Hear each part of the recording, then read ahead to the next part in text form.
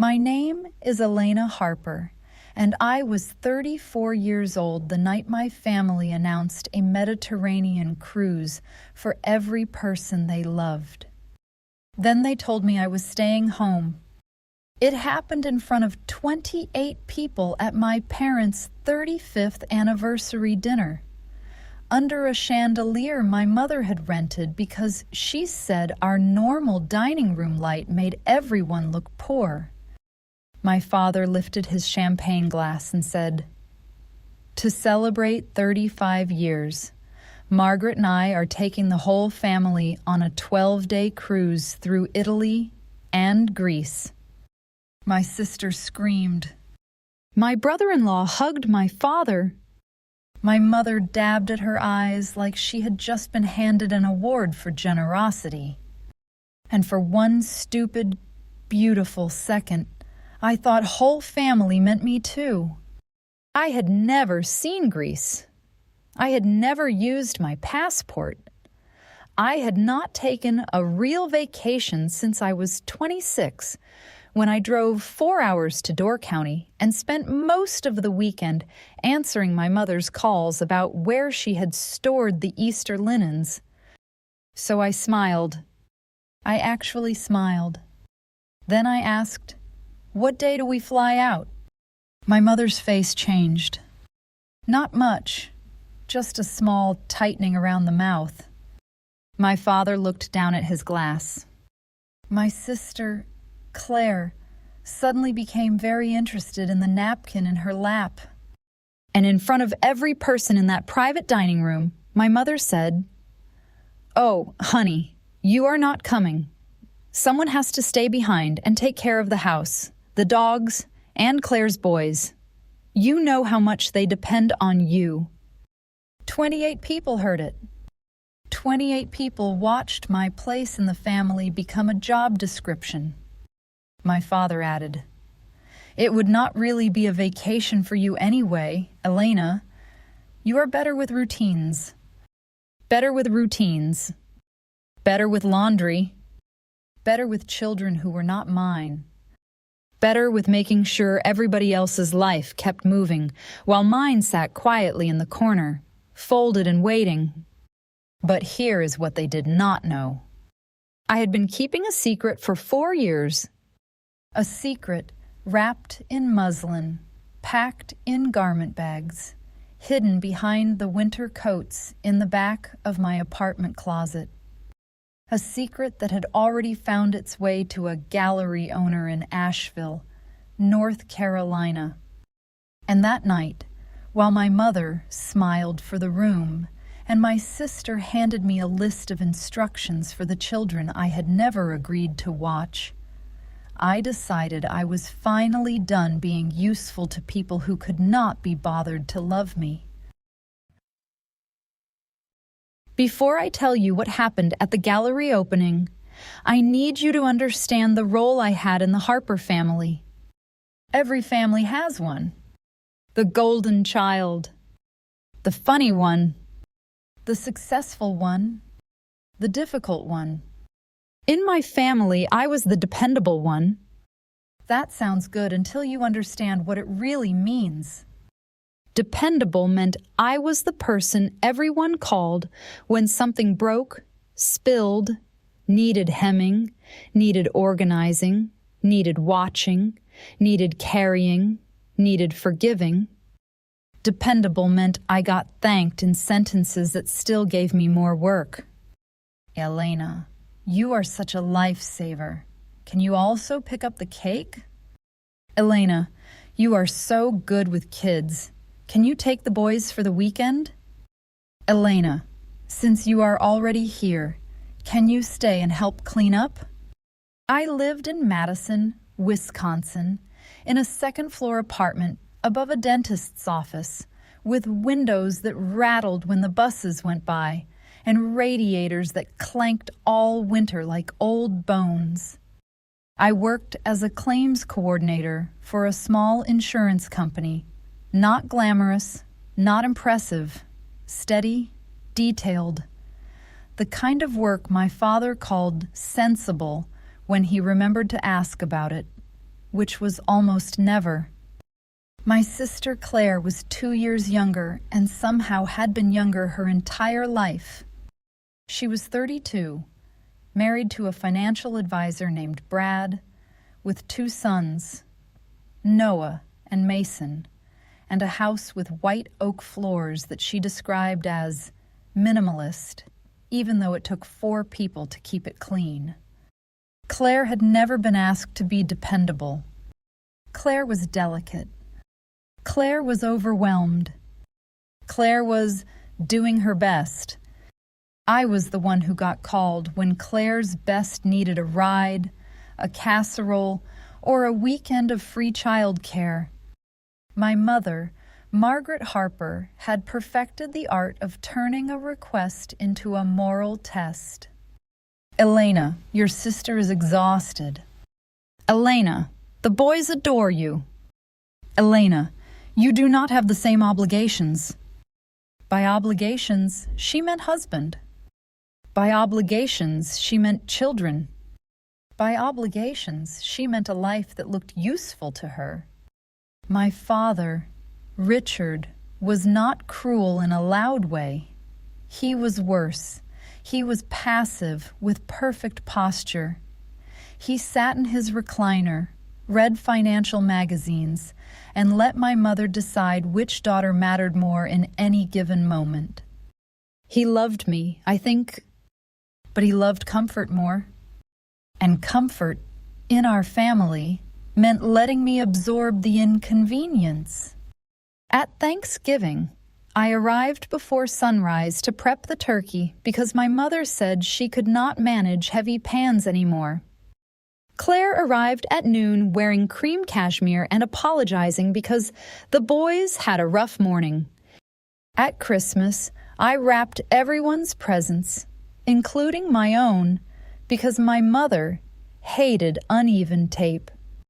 At birthday parties, I made banners, filled balloons, chased children, cleaned frosting off chair legs, and drove home with a headache while everyone else posted photos of family memories.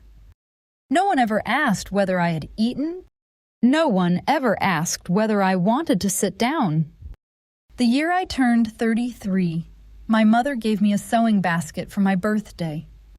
Not because she cared about what I made, because Claire needed new curtains for her breakfast nook, and my mother said, "Now you have the proper tools." I smiled. I said thank you. I took the basket home and cried on my kitchen floor. Then I used those tools to make the first piece that would change my life. I had learned to sew from my grandmother, not my mother's mother, my father's mother, June Harper, who everyone in the family called strange because she had once sold her house in Milwaukee, bought a van, and spent 3 years traveling through small southern towns collecting fabric scraps from estate sales. Grandma June used to say, every piece of cloth remembered the body it had touched. A shirt remembered work. A dress remembered being danced in. A quilt remembered every sick child, every cold morning, every person who had pulled it close. When I was 10, she taught me to thread a needle. When I was 14, she taught me how to mend a tear so carefully the wound became part of the pattern. When I was 28, after she died, I inherited 3 boxes of fabric no one else wanted. My mother called them dusty old rags. Claire said, "You can probably make Halloween costumes out of them." I put the boxes in my closet and did not open them for 2 years. Then, one winter night, after I came home from babysitting Claire's boys for 14 hours, while she and Brad attended a wine-tasting charity event, I sat on my floor and opened the first box. Inside were pieces of other people's lives. A navy silk scarf with one burned edge. a child's yellow sundress with tiny embroidered daisies, a strip of lace from a wedding gown, a square of red flannel so soft it felt almost human. I do not know why I started sewing that night. Maybe because I was angry. Maybe because I was lonely. Maybe because fabric was the only thing in my life that did not ask me to be smaller. I made a wall hanging first. Ugly, uneven, full of crooked seams. But when I held it up to the light, something in my chest loosened. It looked like a map of everything I had survived without saying out loud. I started sewing at night. After work. After family dinners. After every phone call where my mother volunteered me for something I did not want. I made textile portraits from old fabric. Women standing at kitchen sinks. Hands folded in laps. A girl hiding behind a curtain. An empty chair at a dining table. I called the collection the Unseen Labor. I created an anonymous Instagram account under the name Threadbare Saint. No photo of my face. No real name. Just the work. For months, nobody noticed. Then one piece spread. It was a portrait of a woman from the back, tying an apron around her waist while a family laughed in another room. I titled it Before They Call Her Selfish. I posted it at midnight after one of Claire's birthday parties.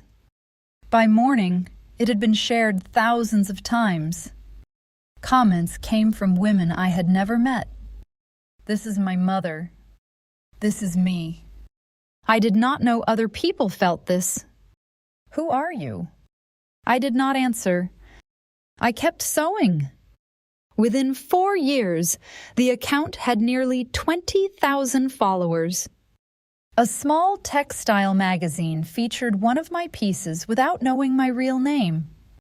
I sold a few works quietly through direct messages, enough to buy better thread, a second-hand dress form, and eventually a real sewing machine that did not scream when I used it.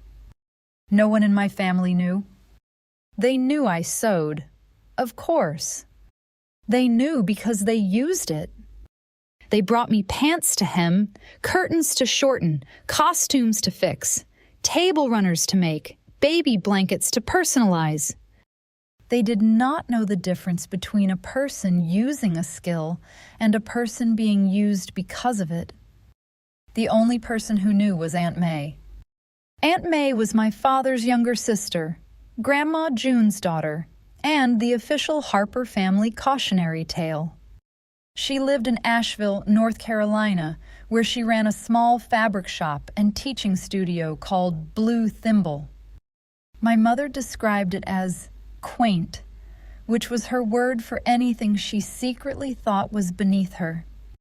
Aunt May never married, never had children, and never apologized for either. She had silver hair down to her shoulders, wore linen in every season, and had the kind of laugh that made rooms feel less afraid of themselves. I had been sending her photos of my work for years. She always responded the same way. Elena, this is not a hobby. This is your voice. I wanted to believe her. But believing something good about yourself is hard when your family has trained you to think your value depends on availability. 6 weeks before my parents' anniversary dinner, Aunt May called me on a Tuesday night. Elena, she said, do not panic. That is always a terrible way to start a conversation. What did you do? I sent your account to someone. May. His name is Jonah Wells. He owns Rowan and Vale Textile Gallery here in Asheville. He curates contemporary fiber artists, real collectors, real shows, real money. My mouth went dry. Why would you do that? Because I am tired of watching you hide behind a name that is smaller than your talent. I sat down on the edge of my bed. Did he say anything? He wants to meet you. He wants to see the full collection in person, and he used the phrase solo exhibition. I laughed. Not because it was funny, because my brain could not put those words beside my name. Solo exhibition. Artists had solo exhibitions. Not daughters who wrapped other people's Christmas presents. Not aunties who knew where everyone kept the allergy medicine. Not women whose mothers said, "You are so helpful," in the same tone other people used for kitchen appliances. Aunt May softened her voice. "Elena, listen to me. You do not need permission to have a life." I stared at the boxes of fabric stacked along my wall. Grandma June's fabric. My fabric now. My work. My secret. That night, I emailed Jonah Wells. 2 days later, he answered. He wanted me in Asheville in 3 weeks. The same week my family planned to leave for the cruise. My parents' anniversary dinner was held at the Wexford Room, a private dining space above a restaurant downtown where the carpet was too thick and the servers moved like they had been trained not to disturb rich people's conversations. My mother chose the room because she said it had old-world elegance. I chose not to tell her the wallpaper looked like it had given up in 1987. I arrived at 2 in the afternoon, even though the dinner did not start until 7. Because my mother needed help. Of course she did. She needed me to place the gold chargers exactly 1 inch from the edge of every plate. She needed me to steam the napkins because the restaurant fold looked lazy. She needed me to arrange framed photos from their wedding on a side table. She needed me to check the slideshow, correct the spelling of Claire's name in 1 caption, even though mine was missing from 3, and make sure the gluten-free cake for Brad's cousin was clearly labeled. At 4:30, Claire swept in with Brad and the boys, smelling like expensive perfume and panic. "Elena, thank God," she said, handing me Mason's jacket, Noah's tablet, and a small backpack without waiting for my arms to be free. "Can you keep them occupied? I need to help Mom."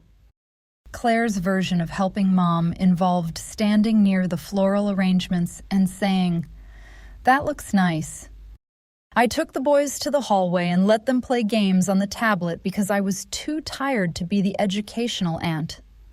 At 6, I changed in the bathroom. I had brought a blue dress I had made myself from reclaimed silk. Not flashy. Deep blue, soft at the waist, stitched with tiny silver thread along the hem. It was the first piece of clothing I had made for myself in years. When I stepped out, my mother looked me over. Her eyes stopped at the hem. "Did you make that?" I did. She smiled the way people smile at children's drawings. "That is sweet, very creative, but maybe stand near the back during photos. Claire's dress photographs better. Claire wore ivory." "Of course she did." I stood near the back. "Of course I did." Guests arrived in waves.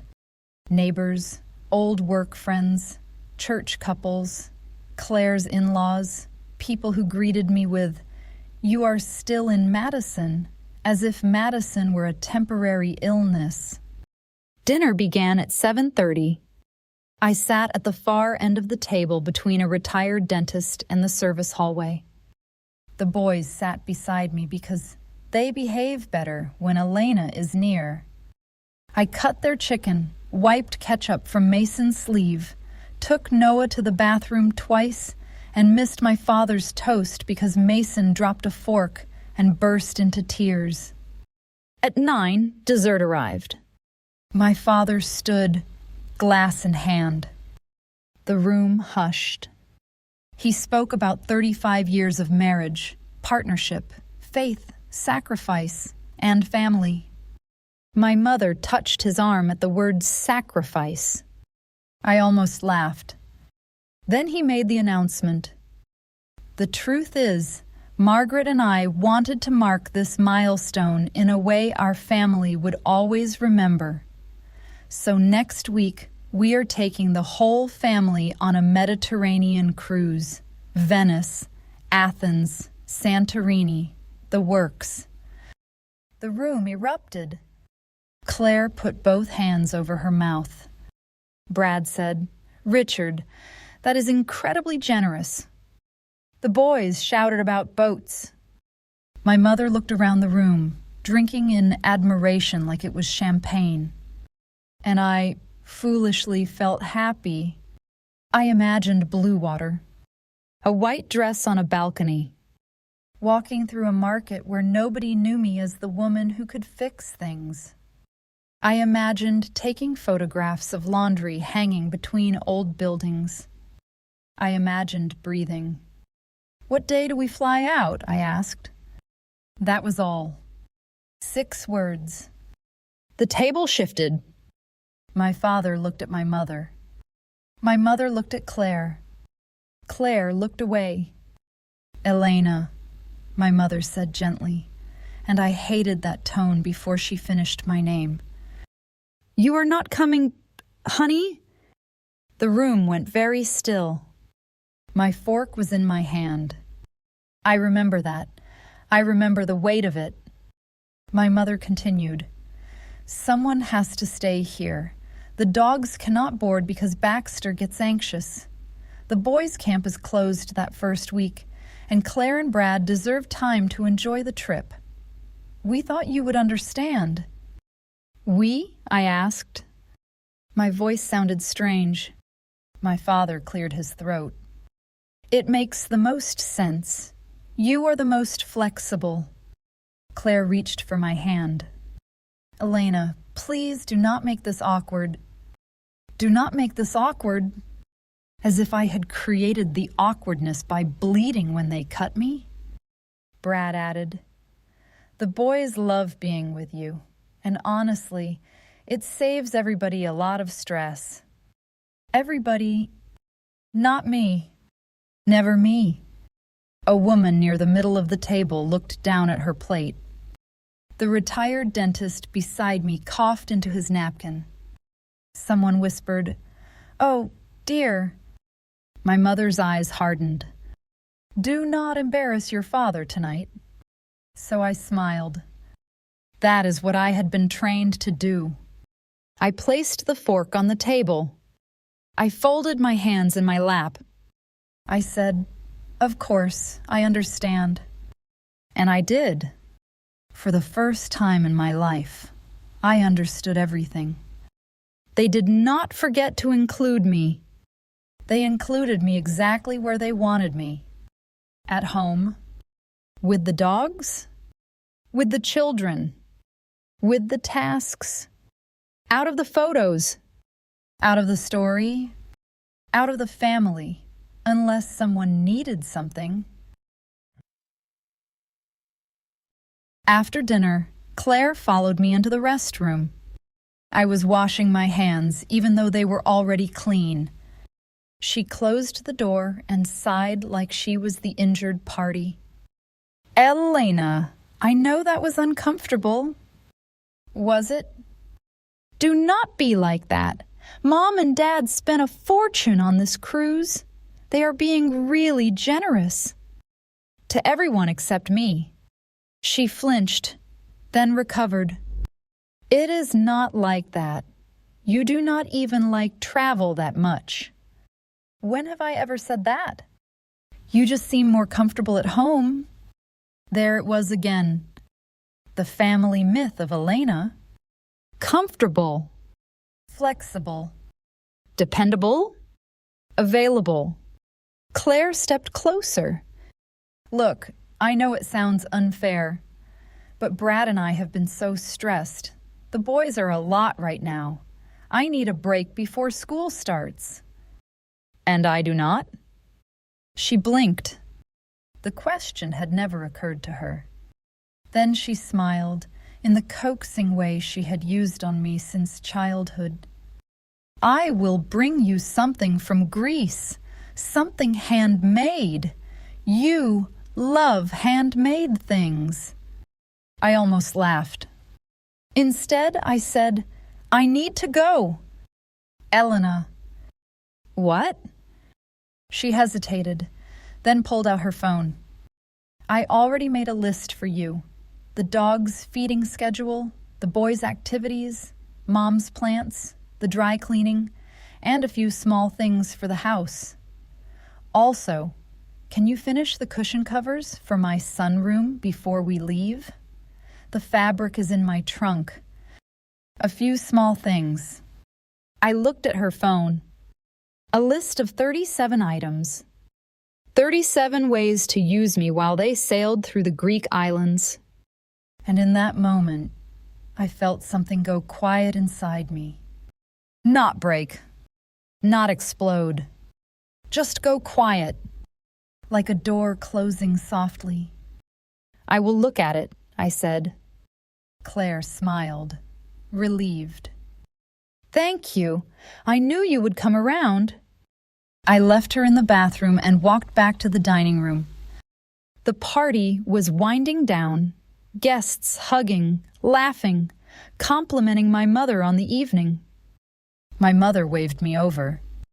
Elena, the staff packed the leftover cake, but I do not trust them with the crystal. Can you make sure it all gets into the boxes? I looked at her, at the perfect hair, at the pearls, at the woman who had just informed a room of people that I was less a daughter than a solution. Sure, I said. Then I packed every glass slowly, carefully, one by one. That is the thing about endings. Sometimes they look exactly like obedience from the outside. It was almost midnight when I saw the messages. I had driven my parents home because they had both been drinking, and because, somehow, even after being publicly excluded from a family vacation, I was still the safest person to hand car keys to. My father went straight to bed. My mother stayed in the kitchen, removing her earrings and listing everything I needed to remember before they left. Baxter eats at 7 and 5. Daisy needs the small pink pill. Claire will bring the boys on Tuesday morning. Noah has swim. Mason has speech therapy. The plants on the patio need water every other day. Oh, and the linen closet needs reorganizing because I cannot come home to chaos. I nodded. I always nodded. Then her phone rang in the bedroom. She left her laptop open on the kitchen island. I should not have looked. I know that. But my name was on the screen. Not in an email this time. A group chat. The title was Cruise Logistics. Participants: Mom, Dad, Claire, Brad. The visible message was from Brad. Thank God Elena bought it. We would have paid at least $3 grand for a sitter plus dog boarding. My skin went cold. I scrolled. My mother had written, "We just need to make sure she does not get dramatic at dinner.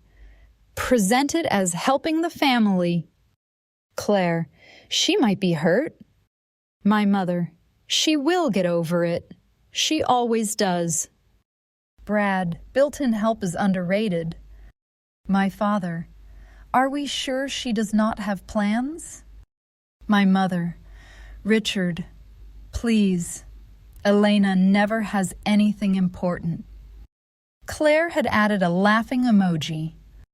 Then, lower down, my mother wrote the sentence that made my hands stop shaking. She needs to feel needed. It gives her life structure. Structure, not love, not belonging. Structure? I took photos of the screen with my phone. Every message, every casual insult, every sentence that translated 34 years of my life into unpaid labor dressed up as family. I emailed the screenshots to myself. Then I closed the laptop exactly as I had found it. My mother came back into the kitchen with her phone in one hand. You look pale. I am tired. Well, we are all tired. It was a big night. I looked at her. For 1 second, I wanted to ask her why. Why have a child if you only want a servant? Why look at one daughter and see a jewel, then look at the other and see a calendar with open space? But I did not ask. People like my mother never answer why. They answer with guilt. So I picked up my coat. I am going home. Do not forget Claire's cushions. I will not forget. And I did not. I simply decided I would not do them. Ew. At 1:30 in the morning, I called Aunt May. She answered on the fourth ring, voice rough with sleep. Somebody better be dead or finally free. I think it is the second one, I said. And then I told her everything. The cruise, the dogs, the children, the group chat, the phrase built-in help, the sentence about my life needing structure. I read the messages out loud, and by the time I reached Claire's laughing emoji, Aunt May was silent in a way that felt like standing beside a lit match. When I finished, she said, "Come to Asheville. I have the gallery meeting in 3 weeks." No, come now. I cannot just leave. Yes, you can. They convinced you leaving is cruelty because your staying benefits them. I sat on my kitchen floor, the phone pressed to my ear, staring at the blue dress I had made hanging over a chair. They will fall apart. Then let them meet the floor. Aunt May's voice softened. Your grandmother used to say a seam is strongest after it has been pressed open. You have been folded in on yourself for too long, Elena. I laughed, but it came out like a sob. I am scared. Good. Fear means you are close to the edge of a life that no longer fits. She gave me the practical details. The apartment above her studio was empty. Jonah Wells could move the portfolio meeting up. She needed help in the shop during mornings. I could sew in the workroom after closing. Bring everything, she said, especially the pieces you are afraid are too honest. I slept for 2 hours. Then I got up and started packing. Not everything, just what mattered. Clothes, laptop, sewing machine, Grandma June's fabric boxes, the finished pieces wrapped in muslin, the blue dress, the screenshots. I left Claire's sunroom fabric in a bag by my apartment door with a note taped to it. Return to owner, unfinished. I left the sewing basket my mother had given me. I left the old version of myself that thought love was something you earned by being convenient. By 8 in the morning, my car was loaded so full I could barely see out the back. My mother called at 8:15. I did not answer. Claire called at 8:17. I did not answer. Brad texted at 8:20. Hey, Claire says you are being weird. We need those cushions by Friday. I blocked him first. It felt better than I expected. Then I drove south. The drive from Madison to Asheville takes about 13 hours if you do not stop much. I stopped. Not because I needed to. Because for the first time, no one was timing me. I stopped for coffee in Illinois and did not check my phone. I stopped at a rest area in Kentucky and took photos of a woman eating a sandwich alone at a picnic table, sunlight catching the silver in her hair. I stopped outside Knoxville when the mountains began to rise blue and soft in the distance, like something sleeping under a blanket. My phone filled with messages I did not answer. Mom, this is not funny. Claire, are you seriously ignoring me right now? Dad, call your mother. Mom, you made your point. We can discuss Greece later. Claire, Mason is asking if Aunt Elena is mad at him. I hope you are proud of yourself. Mom, your selfishness is shocking. Dad, Elena, please do not make this worse. Then one from my mother that I read twice. If you leave now, do not expect everyone to simply welcome you back when this little art fantasy fails. Art fantasy. I looked at the garment bags stacked across my back seat. The muslin bundles, the fabric boxes. Grandma June's work and mine pressed together like generations holding hands. For the first time that day, I smiled. Because she had named the thing wrong. It was not a fantasy. It was an exit. I reached Asheville just after sunset. The city glowed in the valley, all brick buildings, sloped streets, blue mountains, and late summer light. Aunt May stood outside Blue Thimble in paint-splattered linen pants, silver hair loose, arms crossed like she was prepared to fight anyone who tried to follow me. When I stepped out of the car, she took one look at my face and opened her arms. I fell into them. She smelled like lavender soap and steam from an iron. "Welcome home," she said. I cried then, not because I had lost my family, because for the first time in my life, someone said home and meant a place where I was not required to disappear. Blue Thimble was narrow from the street and enormous once you got inside. The front room held shelves of fabric folded by color: indigo, rust, cream, moss, plum. Behind the shop was the teaching room with long tables, irons, dress forms, and a wall of unfinished quilts students had abandoned and Aunt May refused to throw away. "Unfinished things deserve patience," she said. The apartment upstairs had slanted ceilings, one bedroom, and windows that looked toward the mountains. It was small. It was perfect. That first night, we carried my fabric boxes upstairs. Aunt May did not call them rags. She lifted each box carefully and said, "June would love this."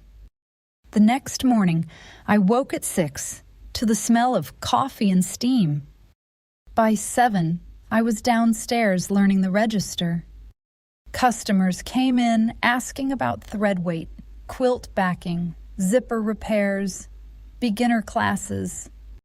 They did not know me.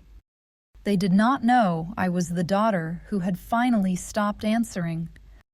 They just saw a woman behind a counter and asked what she knew. I knew a lot. By noon, I had helped a college student choose fabric for her first quilt, taught a tourist how to repair a torn linen shirt, and sold 3 yards of hand-dyed cotton to a woman who said, "You have a good eye." A good eye. Not helpful. Not flexible. Not dependable. Good. At 2, Jonah Wells arrived. He was younger than I expected, maybe 40, with close-cropped hair, black glasses, and the quiet intensity of someone who looked at fabric like other people looked at paintings. He owned Rowan and Vale Textile Gallery, a renovated warehouse 2 blocks from the river. Aunt May closed the shop early. We carried my muslin-wrapped pieces to the teaching room and laid them across the tables. Jonah walked slowly. He did not speak for almost 10 minutes. At first, I thought that was bad. Then he stopped in front of Before They Call Her Selfish, the apron piece, the one that had first made strangers on the internet understand me. He looked at it so long my throat tightened. Finally, he said, "Who taught you to make silence visible?" I did not know how to answer. My family, I guess. He nodded, as if that made sense. We opened the other pieces. The woman at the sink. The girl behind the curtain. The chair at the end of the table. The portrait made from scraps of church dresses and old napkins, titled Good Daughter. Jonah crouched to study the stitching. "These are not quilts," he said. "I know. These are testimonies." The word landed hard. Testimonies. Something witnessed. Something sworn. Something true. He looked up at me. "Elena Harper, I would like to offer you a solo exhibition at Rowan and Vale. 15 pieces, opening in 7 weeks. We cover installation, marketing, lighting, catalog photography, and opening reception. Standard commission split, 60% to you, 40% to the gallery." I stared at him. Aunt May squeezed my hand under the table. Jonah continued, "The show needs a title." I swallowed. I have been calling the series The Unseen Labor. His face changed. Not dramatically. Just enough. That is exactly the title. That afternoon, I signed a preliminary agreement at a wooden table in the back of Blue Thimble, while Aunt May made grilled cheese in the apartment kitchen upstairs because she said every life-changing contract should be followed by melted cheese. When Jonah wrote artist Elena Harper on the form, I had to look away. I had seen my name on school forms, tax forms, emergency contacts, sign-up sheets for family potlucks. Never like that. Never attached to something I had made because I needed to say I existed. Jonah signed. I signed. Aunt May witnessed. Then she put a plate in front of me and said, "Eat. Artists still need lunch." I did. And when my mother called 6 times that evening, I let every call go to voicemail. The cruise, from what I gathered, did not go well. Absence is a mirror, and my family spent 12 days staring into it. Baxter refused to eat at the boarding facility because my mother had never actually booked the pet sitter she told everyone I had agreed to be. Claire discovered that traveling with 2 boys without me was not the same as traveling with 2 boys near me. Noah lost his passport in the Rome airport for 40 terrifying minutes. Mason cried through dinner in Venice because no one had remembered his blue dinosaur cup. The messages came anyway. Where is Mason's travel inhaler usually packed? Claire is overwhelmed. Just answer the medical question. Then my mother left a voicemail from Greece. "Elena, I hope your little sewing retreat is worth it." Little sewing retreat. At the time she left that message, I was standing in Rowan and Vale while a professional photographer took catalog images of my work. My pieces hung against white walls. Lights made every stitch visible. A writer preparing the exhibition statement asked me questions no one in my family had ever asked. Why fabric? Why women? Why domestic labor? Why anonymity? At first, I answered carefully. Then honestly, because women are trained to disappear inside usefulness, because unpaid labor is only invisible to the people benefiting from it, because I had spent my whole life being told I mattered most when I was convenient. The writer stopped typing. That should go on the wall, she said. It did. Printed large beside the entrance. I mattered most when I was convenient.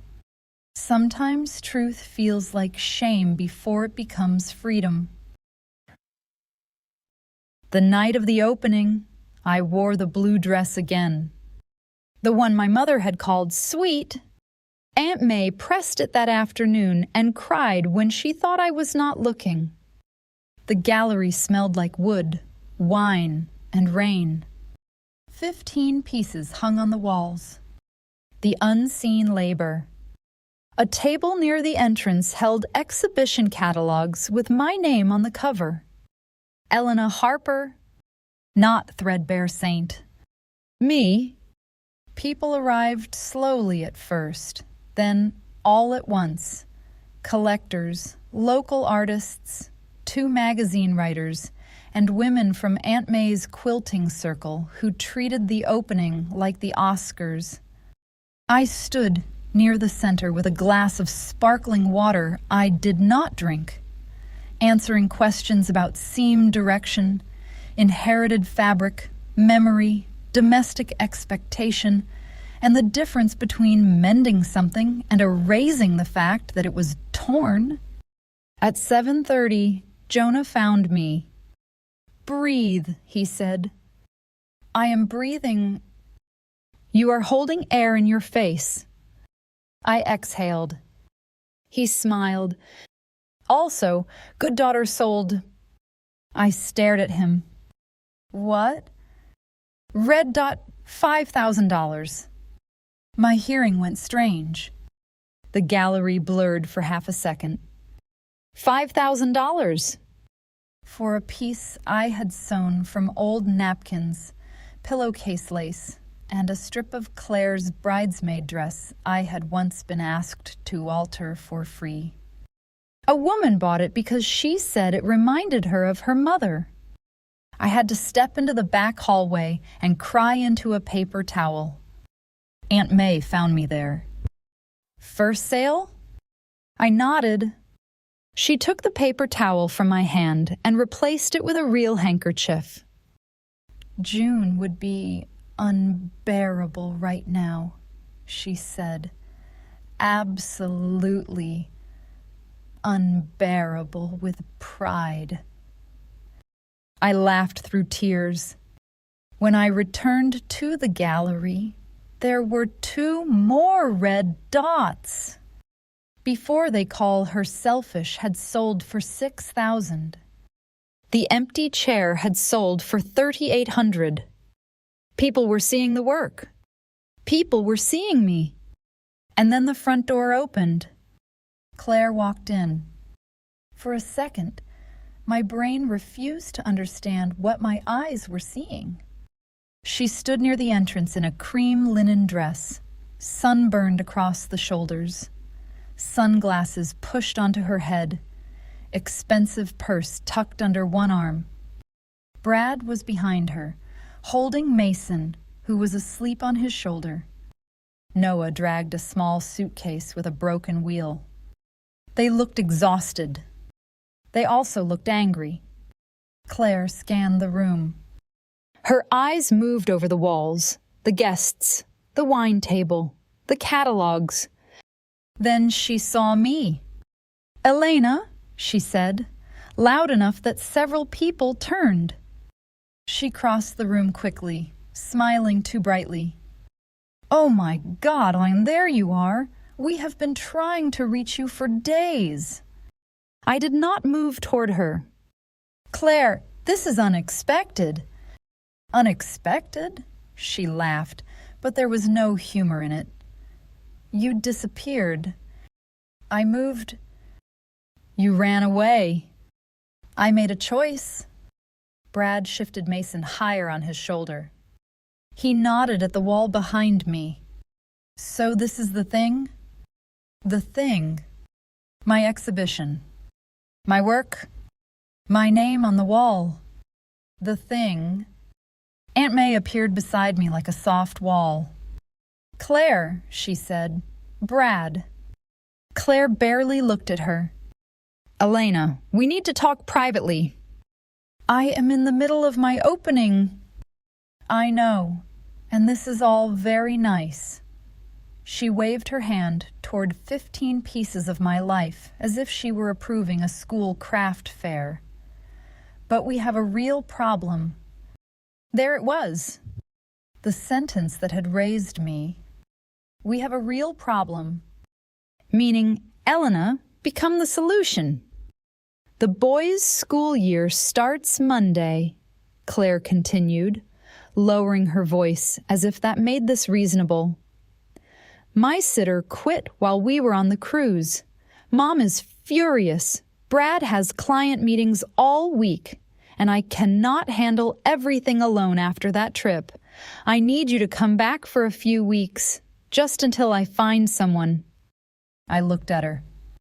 At the sister who had arrived at my first gallery opening with a suitcase and 2 children. Not flowers, not congratulations. A problem? No, I said.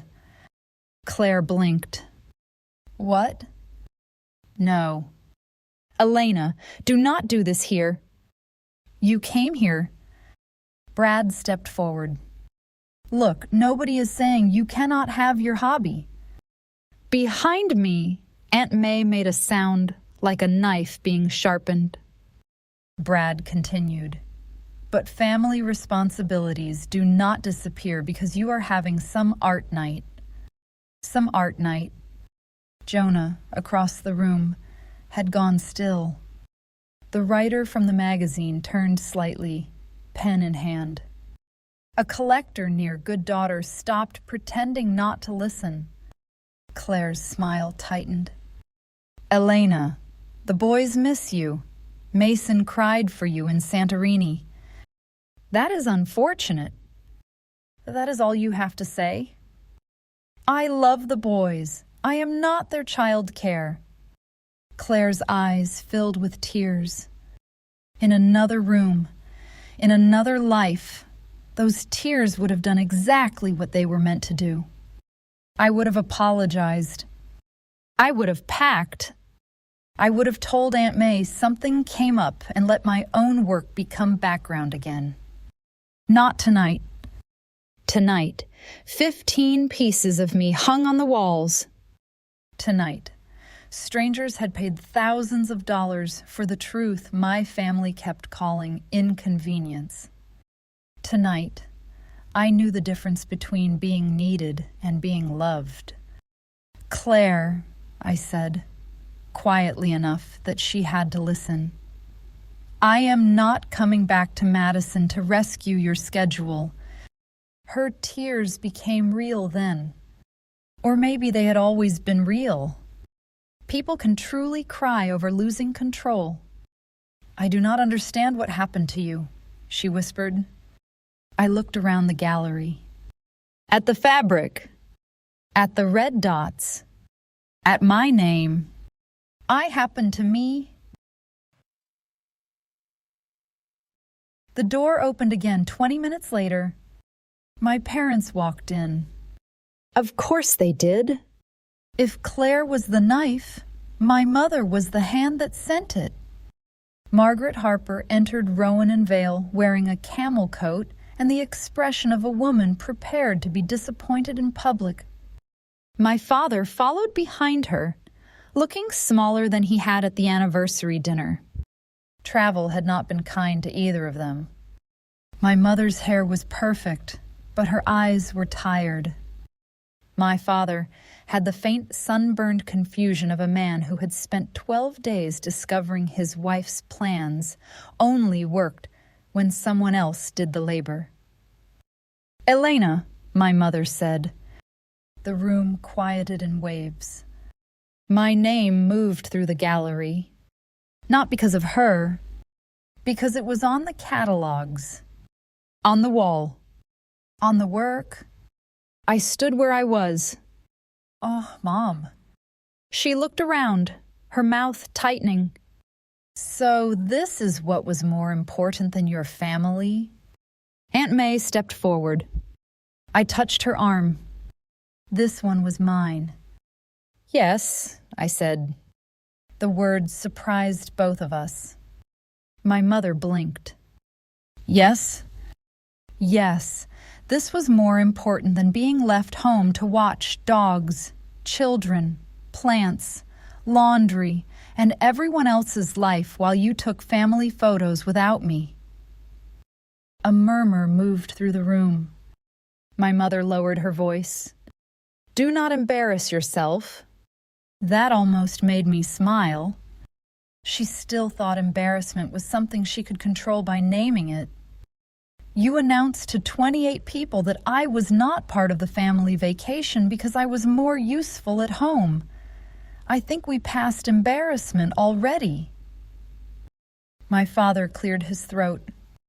Elena, your mother and I came because we are worried. No, you came because Claire could not make me leave. Claire stood near the entrance, eyes red, one hand on Noah's shoulder. Brad was scrolling on his phone like he could bill someone for discomfort. My mother's face hardened. You abandoned your nephews. I did not have children, Mom. Claire did. How can you be so cold? I reached into my purse. My fingers closed around my phone. The screenshots were there. I had not planned to use them. Part of me still wanted to protect them from their own words. That is how deep the training goes. You can be hurt and still feel responsible for the reputation of the people who hurt you. Then I looked at good daughter on the wall. Sold. Red dot. Visible. I opened the screenshots. I want to read something, I said. My mother went still. Claire's face changed first, which told me she knew. This is from the group chat you all used to plan the cruise. Elena, my father said quietly. I looked at him. You were in it too. He looked down. I read. Brad, thank God Elena bought it. We would have paid at least $3,000 for a sitter plus dog boarding. Brad's head snapped up. The gallery went silent. I continued. Mom, we just need to make sure she does not get dramatic at dinner. Present it as helping the family. My mother's face drained of color. Claire, she might be hurt. I looked at my sister. At least you noticed that possibility. Claire covered her mouth. Then I read the last part. Mom, she will get over it. She always does. Elena never has anything important. She needs to feel needed. It gives her life structure. I lowered the phone. The words hung in the gallery like smoke. No one spoke. Then a woman near the wall, the one who had bought Good Daughter, said, My God! My mother recovered first. This is private family communication taken completely out of context. A man with silver hair near the wine table said, What context makes that kind? Jonah stepped forward. Mrs. Harper, this is an opening reception for an artist whose work has sold very well tonight. She is not available for unpaid domestic labor. My mother looked at him like he was a waiter who had spoken out of turn. And you are? The gallery owner. That silenced her for half a second. Brad tried. With respect, this is a family matter. Aunt May laughed. It was not a warm laugh. You people always call it family when you need free work. My father flinched. Claire began crying again. My mother looked around the room and realized what was happening. Not just that she had been exposed, that she had been exposed in a room where her usual currency did not work. No church committee, no neighbors to charm, no carefully curated version of the Harper family. Only artists, collectors, witnesses, and the evidence of my life stitched into fabric all around her. She pointed at the wall. This is ridiculous. Since when does sewing make you important? A woman in a black dress stepped away from before they call her selfish. She was tall, maybe 60, with gray hair pinned at the nape of her neck and a presence that made people instinctively clear space. Her name was Mara Ellison. I had met her earlier that evening. She owned a design firm in Atlanta and had purchased 2 pieces before my parents arrived. Sewing made every flag, every wedding gown, every christening blanket, every uniform, every funeral suit, and every home your generation photographed as respectable. She said calmly, "You simply failed to respect the hands doing it." No one breathed. Mara turned to me. "Elena, I would like to commission 3 additional pieces for our new office. We can discuss terms when your family is no longer interrupting your professional event." Professional event. Not hobby. Not art fantasy. Not sewing retreat. Professional event. My mother's eyes filled with tears then. Not soft tears. Angry ones. "You will regret humiliating us." I looked at her. I thought about every time she had asked me to stand in the back. Every dinner where I had cut someone else's child's food while mine went cold. Every text that began with, "Can you just," and ended with my life disappearing. "I do not think I humiliated you," I said. "I think I stopped helping you hide." My father took my mother's arm. For a second, he looked at me. Really looked? His eyes moved from my face to the walls, to the red dots, to the catalog in a stranger's hand. I saw him understand something too late. "Elena," he said. I waited. He did not finish. Comfort won again. He guided my mother toward the door. Brad followed immediately. Claire lingered. Noah, who had been quiet the whole time, looked up at me. "Aunt Elena, are you famous?" The question almost broke me. I crouched to his level. "No, sweetheart, I am just busy now." He nodded, accepting this in the simple way children sometimes accept truths adults cannot. Claire whispered, "I did not know you were unhappy." I stood slowly. "No, Claire, you did not know I was anything." She cried harder, but I had run out of hands to hold other people's guilt. "I hope you find a sitter," I said. "I mean that. I hope you get help. Real help. Paid help. Respectful help." "Elena, if you want a sister, call me when you are ready to meet one, not when you need coverage." She nodded once.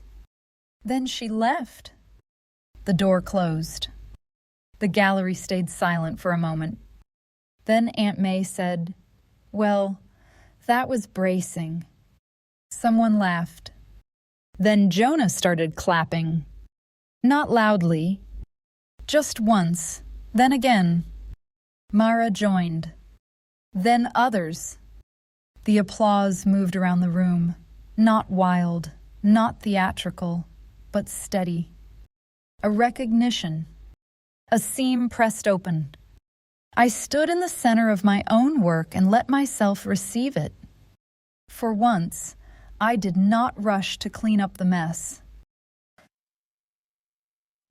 By the end of the night, 9 of the 15 pieces had sold. 9. Total sales, $31,400. My share was $18,840. Jonah printed the sales sheet and handed it to me with a smile. Not bad for a little sewing retreat. I laughed so hard I had to sit down. Mara Ellison confirmed the 3-piece commission before she left. A magazine writer asked if I would be willing to do an interview about domestic labor in contemporary textile art. 2 women from Aunt May's quilting circle hugged me so tightly I could barely breathe. Aunt May and I carried the remaining pieces back to Blue Thimble after midnight, still wrapped in the kind of stunned silence that follows an earthquake after you realize the house is still standing. Upstairs, in my small kitchen, we ate leftover cheese and crackers from the reception. I placed the sales sheet on the table. Next to it, I placed the screenshot of my mother's message. Elena never has anything important. 2 pieces of paper. 2 versions of my name. 1 from people who benefited from shrinking me. 1 from people who paid to see what I made when I finally stopped. Aunt May tapped the sales sheet. Keep this one. Then she tapped the screenshot. Keep that one too. Not because you need anger, because sometimes memory protects you from nostalgia. She was right. There would be days I would miss them. Not the cruelty. The idea of them. The fantasy that if I explained myself perfectly enough, they would become the family I had needed. The screenshot would remind me, some people do not misunderstand you. They understand exactly how useful your silence is. 3 months later, my life had become something I still sometimes had to touch to believe. I rented a small studio behind Blue Thimble, a room with brick walls, high windows, and enough space to keep 3 pieces in progress at once. In the mornings, I worked in Aunt May's shop. In the afternoons, I sewed, not cushion covers, not emergency hems for people who forgot to say please.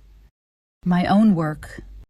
Rowan and Vale extended the unseen labor for 2 extra weeks because foot traffic stayed strong. The magazine article came out in November with a photograph of me standing beside Before They Call Her Selfish. The headline read, "The Artist Who Sewed Her Way Out of Silence." Messages came from women across the country. Oldest daughters, unpaid caregivers, aunts who had become second mothers without being asked. Daughters who were called selfish the first time they said no. I answered as many as I could with recognition. I see you. You are not furniture. You are not a backup plan. You are not the unpaid labor holding everyone else's life together. My family changed too, though not in the way I once would have wanted. Brad never apologized. He texted from a new number, asking whether I still had the measurements for Claire's sunroom cushions.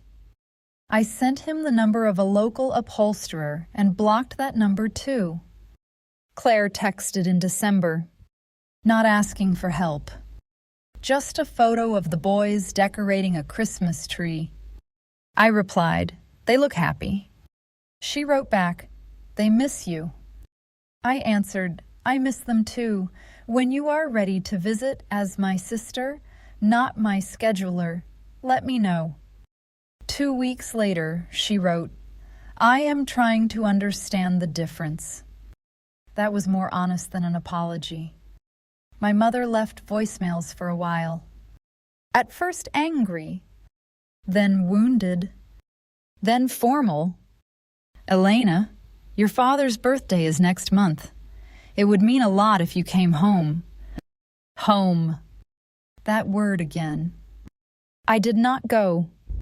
My father emailed me in January. Subject line, your article. Elena, I read it. I did not know how much you were carrying. That is not an excuse. I should have asked. I'm sorry. I read it 3 times. I did not forgive him immediately, but I printed it and put it in a drawer. Some apologies are seeds. They are not shade yet, but maybe someday. As for my mother, I do not know. There are people who cannot love you without needing you below them. I hope she changes. I am no longer waiting inside that hope. My second show opens this spring. It is called Useful Things. The centerpiece is made from pieces of old calendars, grocery lists, emergency contact forms, and one strip of blue silk from the dress I wore the night I stopped being convenient. I titled it The Daughter Who Left Anyway. Jonah says it is the strongest thing I have made.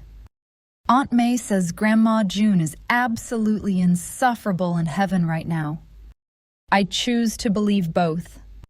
Last week, I unpacked the sewing basket my mother gave me for my 33rd birthday. Aunt May had slipped it into my car when I was not looking. Inside was a folded note in Grandma June's handwriting. For Elena, when she remembers her hands are her own. I sat on the studio floor and cried. Not because I was sad. Because a woman who loved me had reached across time and told me the truth my family tried to bury. My hands are my own. My time is my own. My life is my own. And if there is one thing I want you to take from this story, it is that being needed is not the same as being loved.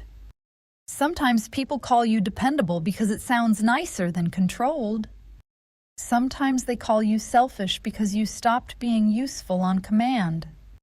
Sometimes they say family comes first when they really mean you come last. But a life is not proof of love just because other people benefit from it. You are allowed to leave the room where you are only valued for what you carry.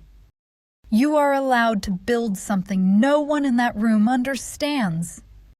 You are allowed to become inconvenient to the people who depended on your silence. That is not betrayal. That is becoming real. My name is Elena Harper. For 34 years, I was the dependable one. The helper, the backup plan, the daughter who stayed home. Then my family went on a cruise without me. And I finally learned how far my own hands could take me.